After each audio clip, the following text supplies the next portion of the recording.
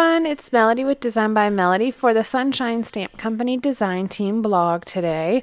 I am actually going to be working on the last page in my 2016 album. I like to do an ending page and a beginning page for each album, and I don't typically include photos at all on those pages, so this one is going to be no different.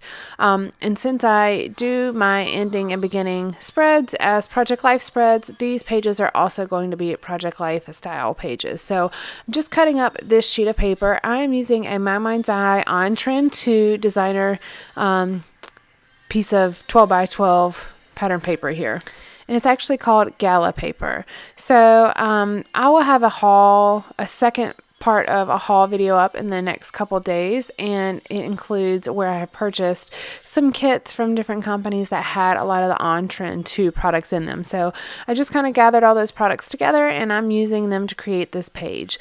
The stamps that I'm using, I have 3 different stamp sets that I've pulled out. I've pulled out Kate's Hand, which is, of course, if you've been watching my videos, is my favorite stamp set from the Sonshine Stamp Company shop. So go check that out if you don't have it, because to me it's a must-have, and I'm going to use it first here. I'm actually going to use it to put part of my title down. My title is going to be 2016 That's It, with an exclamation point. So this stamp set is just the alphabet A through Z. There is a number set that goes with this that I don't actually have yet, but I don't create numbers with my alpha sheet or with my alpha sticker, my alpha stamps rather. I am having a difficult time talking today, but I do create punctuation with my stamps. So as you can see, I just used the tail end of a T to put the apostrophe, and then I'm going to do the same thing here in just a moment to create my exclamation point. And I'm actually going to use a V, different parts of the V to make the exclamation point. So I did just the sideline and then the bottom point of the V to create that exclamation point. Now this paper that I'm actually using is from a Studio Calico paper. It's a 7 paper from their 7 paper line, and the paper is just called Darcy number 3. I got a whole bunch of this pattern paper at Tuesday Morning a couple weeks ago, and it's just basic journaling paper on this one side. There's flashcards on the other sides, but this one side has journaling lines, and I just thought it would be a perfect thing to have in my stash. I don't mind having 25 sheets of this if I can use it for journaling spots on a whole bunch of different layouts. So that is where I'm actually putting this part of the title. The background is busy enough, and it has gold foiling on it, so it wasn't going to be quite as easy to stamp on. So I decided to go ahead and make this part of the title stand out. I'm going through the On Trend 2 die cut pack here, just kind of setting a couple different things aside that I think I might want to use. And the very first thing I'll pull out here is this really pretty hot pink floral, and I'm going to use that to layer over the edges of the That's It banners, so it doesn't look like they're just floating or that they're coming out of the middle of the page. They're coming out from behind this flower. And then the rest of my title is going to be using these die cut numbers that also came in the die cut pack, and I'm just using 2016. I did pull out a gold and like mint green banner at the top, and I'm going to just use the mint part of that, and I'm going to pull out my calendar stamp here in just a moment and stamp the words date and then January and December, and that's exactly what I'm going to do right here. This calendar stamp set is extremely versatile, and it makes it really easy to use this stamp set anytime you're doing Project Life. Usually you have dates involved or days or months, and that's exactly what this stamp set can be used for. I also like to use this stamp set in my planner. I purchase monthly planner sheets from Coco Daisy, and they are undated, so I like using this stamp set in particular to help date those planner pages. So I've got the basis of my layout done here. I'm just trying to add a couple things. I like my title and ending pages just to be really pretty and decorative. They don't have to be overly embellished, but I do like them to be pretty. So I pulled out the rub-ons that go with the On Trend 2 collection, and I added the word lovely right on top of that flower. Now it's like the same pink, so it's got a very tone-on-tone effect. You can definitely see it in person. It's having a difficult time showing up on camera, so make sure you check out the still photos at the end so you can see that. And then I also added a gold heart over there on the banner with the word That's. for That's It. So before I get too far into this, I decide, yep, I need to go ahead and start gluing stuff down. Otherwise, I'm going to lose my placement. And even just as quick as that was, I started to lose the placement of this flower and the banners. So I had to go back and adjust it just a little bit, but no big deal. Now, because this flower is going to overlap or is overlapping two different cards, I'm just using some Tombow Mono multi-glue to adhere the other little pieces that I cut off onto the card next to it. So it looks like it's a continuous flower, even though there's going to be a seam in the page protector in between. Also, if you notice on this number 6, I put a little love word sticker, and that's from the On Trend 2 6x12 sticker sheet.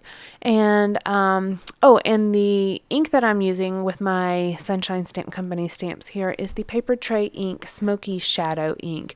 That's become another favorite of mine. I've always used the Memento Tuxedo Black, but even with the re-inker, maybe I just don't re-ink it enough. I feel like it's not quite as dark, and this smoky shadow ink, though to me smoky shadow means like dark gray, it's truly a deep black color, so it's a good alternative to have. So I pulled out my scraps, and that's my new way of storing my small scraps, is just in that little like Rubbermaid container. If it gets more than that and I can't close the lid, then I have to use some scraps.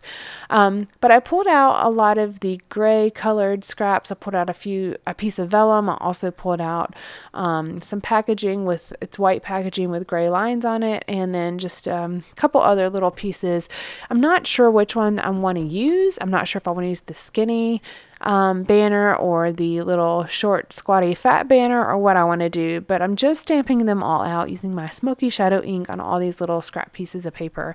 I like to do this and have these little banner type things in my, have a little bucket that sits on my desk or beside my desk right now, actually, with some small little pieces of embellishments where I can pull from if I'm creating a page and it just needs something more. That's kind of where I would pull from, and that's where I'm going to put the extras here that I have cut out. I just went overboard, and I felt like it would be easier just to do a whole bunch than have to pull out all of the supplies again if it didn't end up being enough. And I only really used, I think, 3 to complete the rest of the layout. I like having a variety though, and I like having options because I wasn't exactly sure what was going to work best for me. I really like this background paper. It's just a really beautiful pink, and then it's got the gold polka dots all over it. And if you've been a viewer of mine for a while, you'll know gold has not always been my favorite, but I'm really embracing it.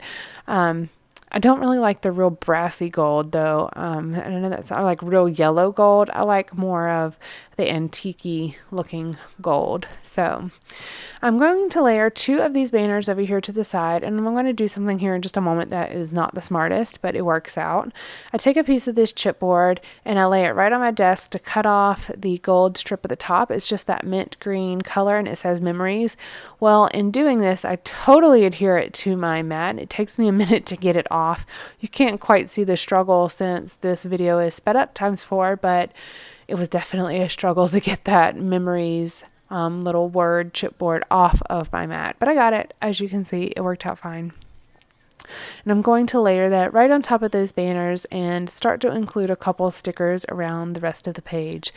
Again, since it is more of just a decorative filler type of page, I'm adding embellishments where I feel that they need to be added.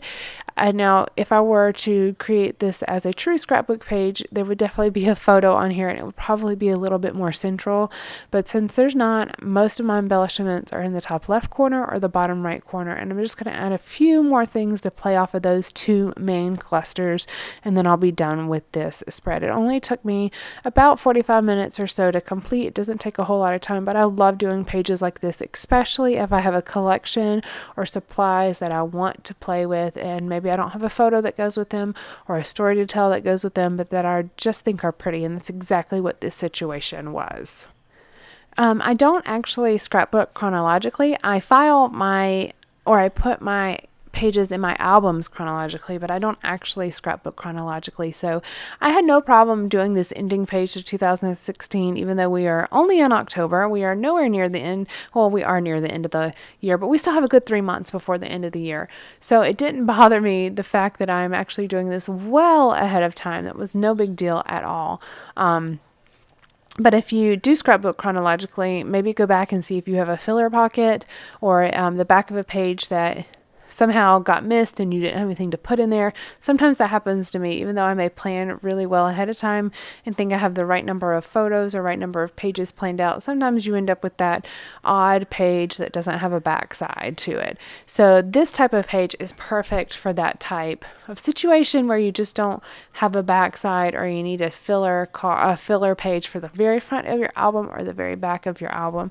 I've also seen people put their family photo on their title page for a year. So like, instead of having the "that's it" part of this page, you could put a family photo there and maybe your family name right under that photo. Instead of it being like an ending page, you can make it a beginning page, and it would be exactly the same thing. It would say date January through December 2016, and then you could put your family photo or whatever and just continue on exactly the same way.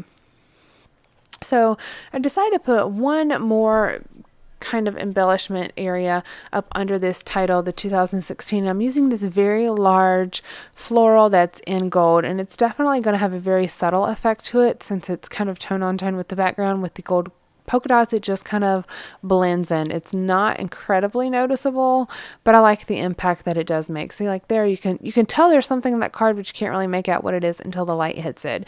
And I'm going to use one last of these banners that I have stamped and cut out right there, and I'm going to put a gold heart on top of that banner.